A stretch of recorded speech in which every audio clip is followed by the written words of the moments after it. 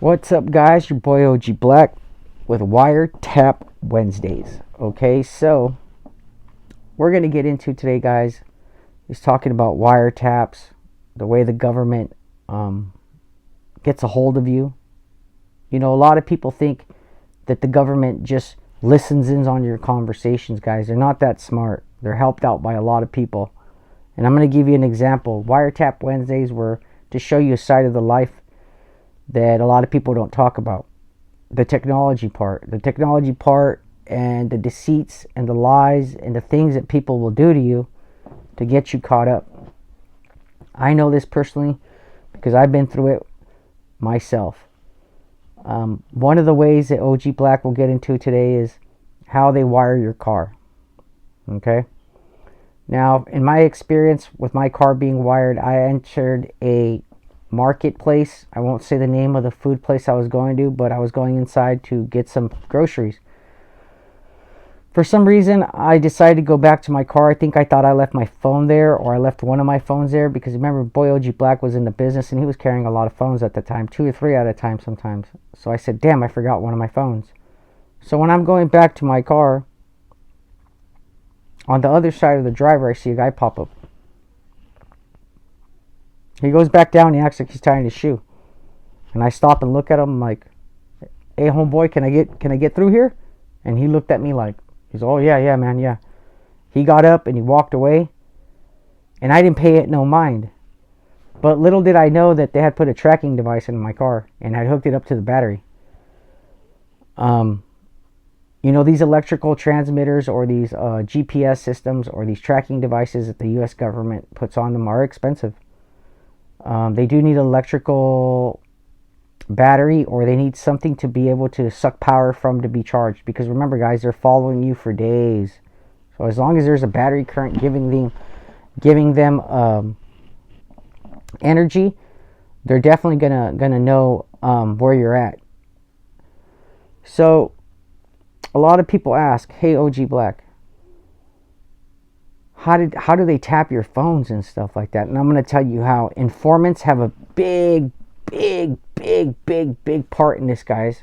And that's why informants aren't liked. That's why snitches aren't liked, because of things like this. The cops are not that smart, guys. Do you think Uncle Sam goes, "Hey, I know Jojo the Tire Man's phone number. I'm going to tap it"? No. Okay, usually guys in the mafia or guys in cartels or guys that are working dope buy phones from people and leave them in their names. They buy phones that are untraceable, as in flip phones, old phones. They go as back as far as phones to where people say, "Do those phones still exist? Do those phones even work?" I'll give you a good example of a flip phone that OG Black still has from his whole life. This is a phone. It's called the Throwaway. Okay, this phone, all it does is receive and give phone calls. It texts too. It has no internet capabilities. You can load this phone by buying minutes on it. To me, this was the best way of having phones when communicate. Another way that we used to do it was buy these. They're called cacahuates in Mexico, in Tijuana and Juarez and Tamaulipas. And we would bring them back by box load, 25, 30 phones at a time. And we would load them up in Tijuana, and then we would bring them back. And we would just make sure that the phones were able to be used internationally, to US, to Mexico. That's it. And they were cheaper. They were $20 a month, and you could use them as much as you guys wanted. I used to call all day to people in the US, and my friends were like, "OG Black, why is your number a 664 or a 702? 702 is a Juarez area code." And I used to be like, "Well, because I'm using my Throwaway." You know,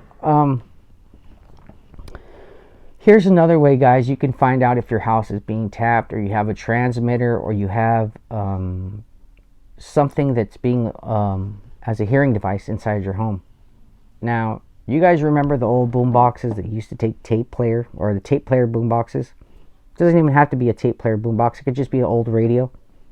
You know, they used to have the dials from 89.1 to 106.7. So you get that radio and you turn it all the way to staticky, where there's no reception, usually to the front or the back of the radio. We'll give you nothing but static. You get your radio and you start at your wall, and you go from the top of your wall all the way down all over your house. You want to do it on a really low volume, and I'm going to tell you why. When you put it on a low volume, it'll pick up something. If it's far away, it'll be very faint. If it's very close, it'll be very loud. Example, if there's a quarter or something hidden, a microphone hidden behind a picture, when you have it on low volume, the closer you get to it, you'll get it'll keep going up high. The farther you get away from that microphone, the lower the beam will go. I had my room swept by a Russian guy. A lot of guys that I learned a lot of things from were friends that I had from a shop that specialized in counter surveillance. They were Russian. They were smart. I made friendships with them when I was in junior high. I didn't know his dad was all into counter surveillance and all that. I guess that's something he learned over there in Russia. Another thing, guys, when the cops are surveilling you, you will know. You will know eventually. It gets to the point where they no longer hide, where they're out in the open and they're telling you you're being watched. Wiretap Wednesdays is gonna cover a variety of things, guys. It's gonna cover snitching, confidential informants, the game, stories on how things are twisted up, how people were in the game and have been able to slide right through the cracks. And I'll give you an example of what my Wiretap Wednesdays are going to be like. I knew a girl in the business that I was in, and she had been around for a while. She was smart, she was beautiful, and she tended to go out with guys mafiosos that had money and knew what they were doing and were in the business. But for some reason, I caught on that every guy she was with tended to get either busted or he ended up just missing. We wouldn't know what happened to him after no more. She would date him. And sometimes she tells us, oh, this guy's a big old mafioso from Sinaloa. He works for so-and-so, and he's the manager here in California for so-and-so, or he's the manager in Arizona or in Texas for so-and-so. And I'd be like, damn. I always kept my distance from her because she was the type of person who asked a lot of questions that I did not like. I'm not going to make a long story short, but OG Black's pretty good at smelling bullshit, and I smelled bullshit for a long time for this girl. I had a good friend of mine that was arrested on a sales charge with possession with intent to sell, money laundering. What else did he got busted with military grade weapons and explosives, which was a federal charge of up to 30 years.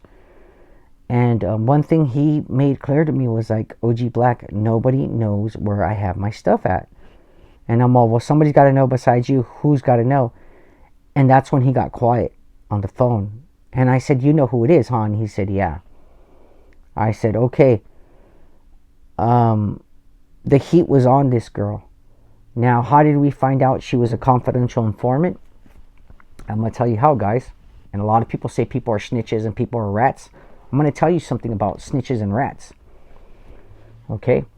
If you are a confidential informant or work for the United States government, you have an IRS tax number, just like anybody else. If Uncle Sam is paying you money, Uncle Sam has a paper trail on it. Okay, guys? Now, if you are working for the government as a snitch or whatever, there is an IRS number with your on it. You're a state employee, a federal employee. Okay? We have a friend that works, let's just say, in the government, and she was able to run a name and do some things and work her magic. At the end, it came back that this girl was a confidential informant. The reason how we found out she was also and verified it was that somebody who worked in the police department let the police department know that the word was out that they knew she was a confidential informant, and that nobody could guarantee her protection anymore. So we knew she was a confidential informant when they pulled her out of the county. They pulled her out of the area that we hung out with, people we hung out with, and our friends said, "Hey, so and so's missing. What happened to her?" We all knew what happened. She went away. She did whatever. Maybe she's sitting somewhere in Texas. Maybe she's sitting somewhere in New York. Maybe she's sitting somewhere in Florida. Who knows? But we got wind of it, and that's how it is. Okay, guys, this is your boy OG Black with Wiretap Wednesdays. Remember, smash, subscribe, like, share. This helps me get an algorithm. Leave a comment. If you don't like my show, leave a comment. If you like it, leave a comment. Let me know. I usually get back at all my comments. Smash the little OG Black on the right. Alright, guys.